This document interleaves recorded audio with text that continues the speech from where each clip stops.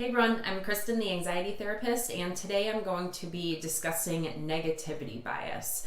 And I'll start just by kind of defining what this is. And basically, our brains are built to respond to negative stimuli more so than positive stimuli. And this isn't necessarily specific to people who experience anxiety, but it can be exacerbated in people who experience anxiety because you're already sort of prone to that negativistic thinking.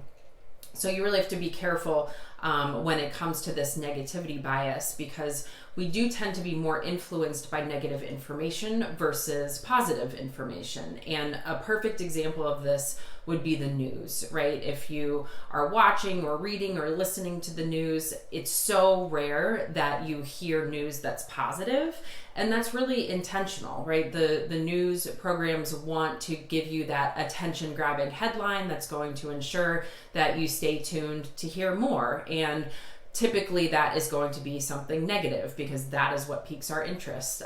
Same thing with if you're driving down the expressway and you see a car accident. That's why people slow down and stop and look, because we're sort of drawn to those negative things. So here's a little test for you. Try to think about the last time someone insulted you or gave you negative feedback. Can you remember who it was? Can you remember where you were, the exact words that were said, maybe what you were wearing at the time or what the weather was like outside? And now try to think about the last time you were complimented.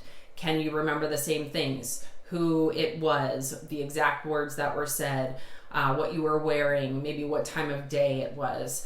For most people, it's so much easier to recall the insult or the negative feedback than it is that compliment. And we just naturally tend to filter out the negative information or the negative aspects and pay more attention to those.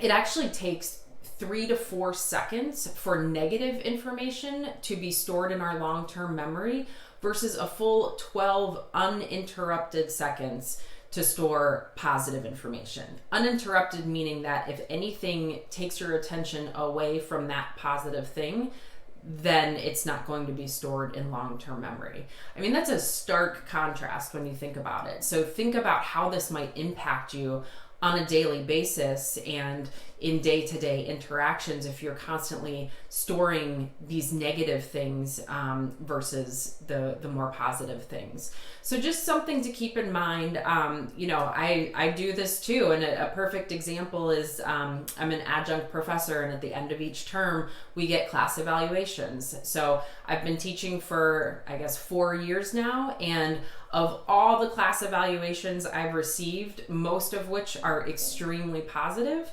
I still remember the 2, not even tremendously negative comments or feedback, but the 2 slightly negative comments that students gave me about my teaching. And so that's an example of negativity bias at play, right? Is I don't remember the 99% of positive feedback I've received, but I do remember the 1% of negative feedback I received. So hopefully you found this helpful and you can just kind of become more aware of your own cognitions and your own thought processes, and try to pick out when you see some negativity bias popping up for you.